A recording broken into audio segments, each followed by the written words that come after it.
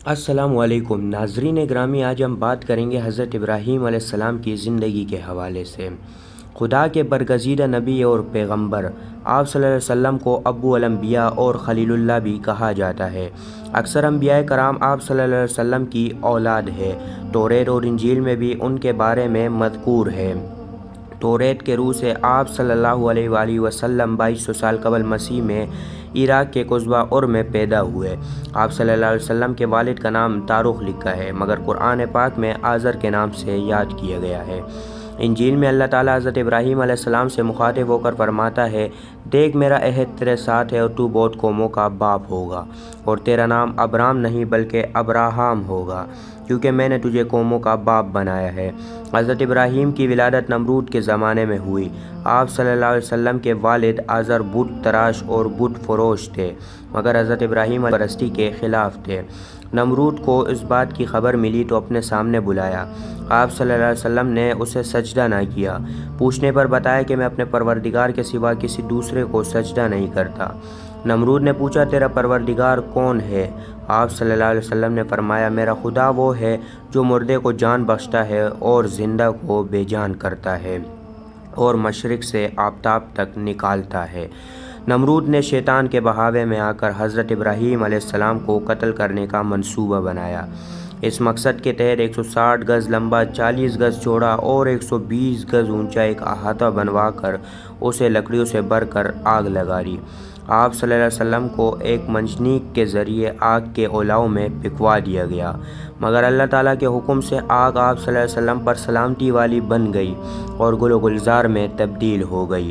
یہ دیکھ کر نمرود کی لڑکی آپ صلی اللہ علیہ وسلم پر ایمان لے آئی، مگر حامان کے بہکاوے پر نمرود ایمان نہ لایا، بلکہ ابراہیم کے مقابلے کے لیے لشکر اکٹھا کیا۔ آپ صلی اللہ علیہ وآلہ وسلم نے دعا کی اور اللہ نے مچھروں کا لشکر بھیجا، جس نے نمرود کے سپاہیوں کا گوشت پوست تک کھا لیا، یہاں تک کہ ایک مچھر نمرود کے دماغ میں جا بیٹھا اور اس کا مغز کھانا شروع کر دیا۔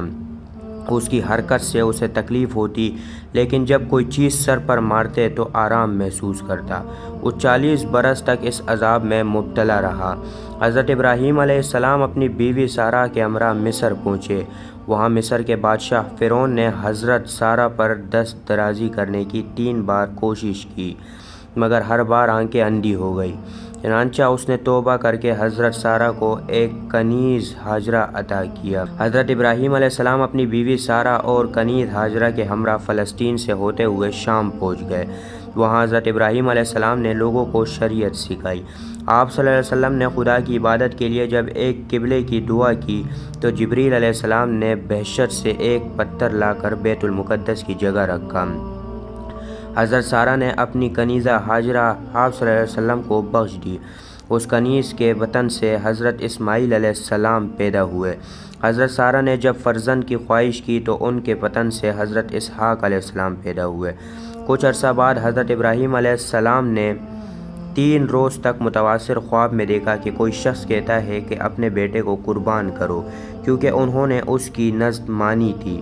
اس طرح حضرت ابراہیم علیہ السلام نے اپنے فرزند کو خدا کی راہ میں قربان کرنے کی کوشش کی، مگر جب حلق پر چوری پھیرنا چاہتے تھے تو حکم ربانی ہوا کہ اے ابراہیم، تو نے اپنا خواب سچا کر دکھایا، اب اس کے عوض ایک مینڈا ذبح کرو۔ چنانچہ آپ نے ایک مینڈا ذبح کیا، جس کے بعد قربانی کی رسم کا آغاز ہوا۔ حضرت ابراہیم علیہ السلام کو جب تعمیر کعبہ کا حکم ہوا تو آپ صلی اللہ علیہ وسلم نے حضرت اسماعیل علیہ السلام کے ہمراہ خانہ کعبہ کی تعمیر کی۔